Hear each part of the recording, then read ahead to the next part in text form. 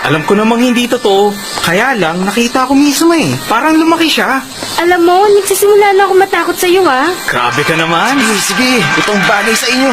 Kailangan maubos kayo. Huwag na kayong magkalat pa ng kung anong lahi ninyo. Mga hayop kayo sa laman. Sige. Uy, Itong bagay sa inyo. Teka, building builder ba yan? Hindi, no? Kayong mga babae, mga wala kayong alam.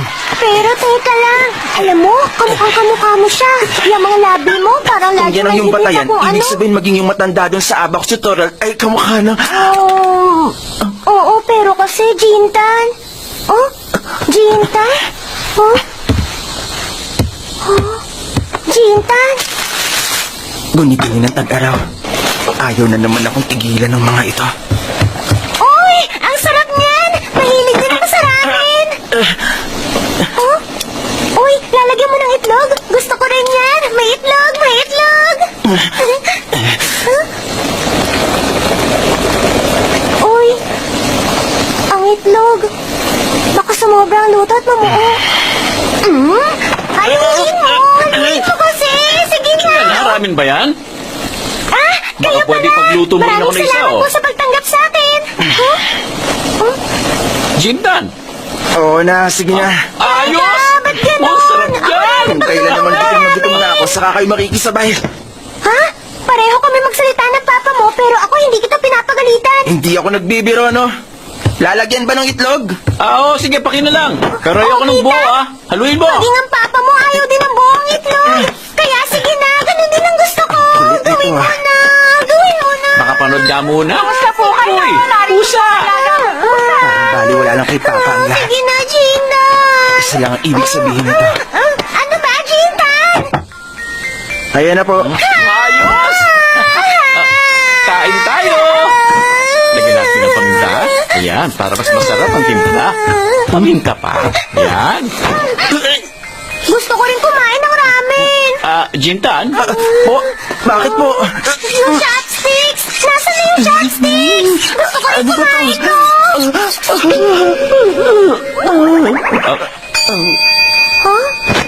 Hoy! Ano ba nangyayari sa'yo, oy? Ikaw naman kasi baka kulang ka na sa tulog yan eh. Kalaro ng video game. Jintan? Nang bakasyon yun.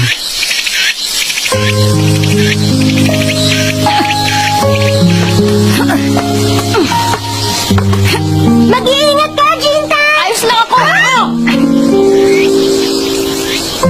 Wow! Walang dudang nahuli ni Jintan ang pinakamalaki. Oo naman, no? Oo nga. Oo nga, ang laki nga niyan. Ibang klase ka talaga, Jintan. Astig! Sino ba ako ng mga panahon na yun? Tayo na, maghanap pa tayo sa ibang lugar. Alin tayo dito? Sige, doon tayo. Ano yun, Menma? Ang totoo kasi, may isa akong kahilingan.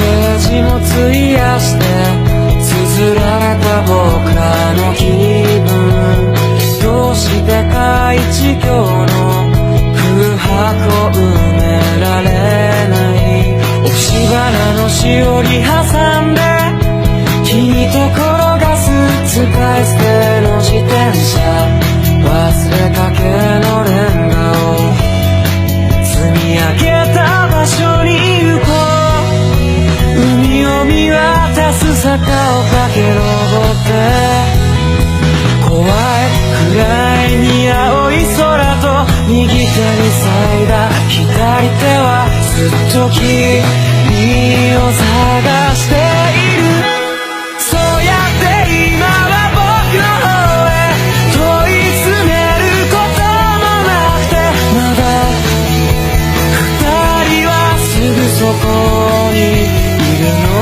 にどうかまた会えますようになんてどうかしてみたい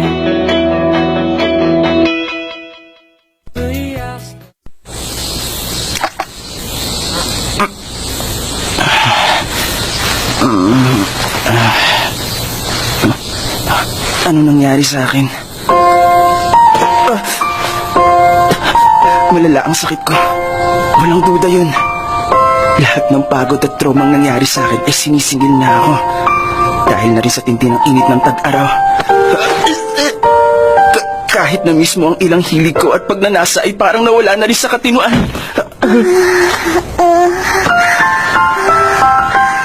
Magandang umaga. Jintan.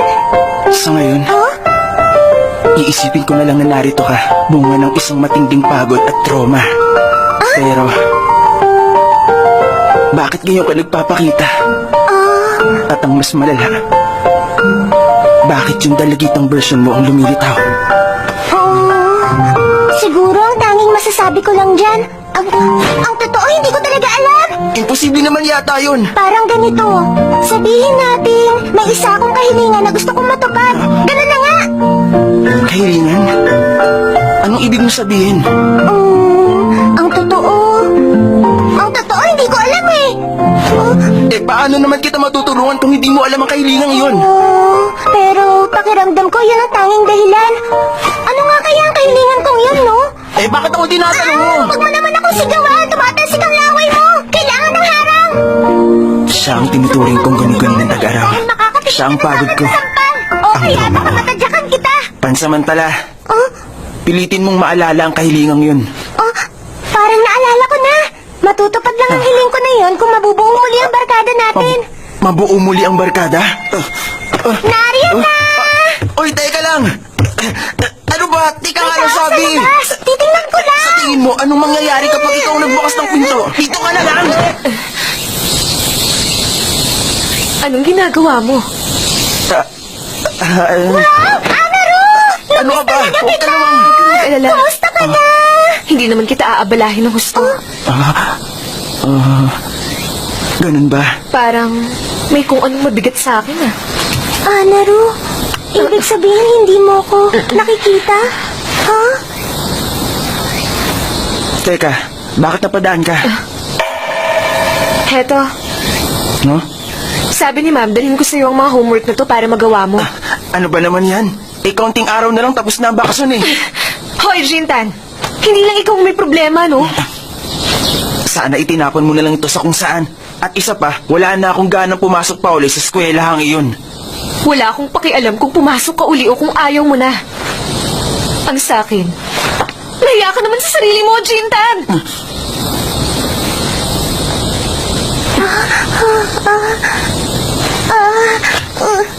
Diyan ka na.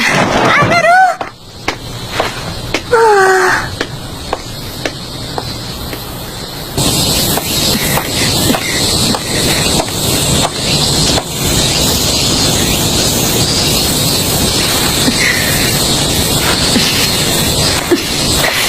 Ano ka ba naman, Jintan? Pagkakataon mo na, bakit hindi mo siya tinanong? Sana sinabi mo sa kanyang tuparin natin ang hiling niya, Anaru! Una sa lahat, huwag mo siyang tawaging Anaru. Siguro, mas tawagin natin si Anju o si Naruko. Mas pwede ang mga iyon. Bakit naman hindi? Si Anaru eh, si Anaru. Mabait naman siya sa lahat eh. Saka marami siyang video games at manga. Yun nga ang dahilan eh. Hindi na siyang dating Anaru na nakilala natin. Huh? Kahit ano pang gawin ko, hindi na ako tutulungan pa ng malditang yun sa mga ginagawa ko. Maldita?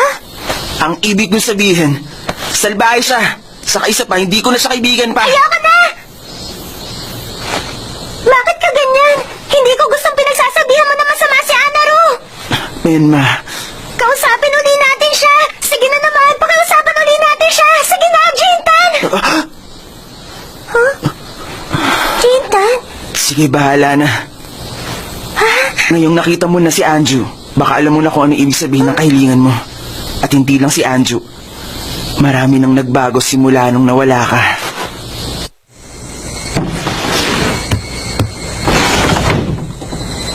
Ano ba yan? Matagal ka pa ba riyan? Oh, nariyan na.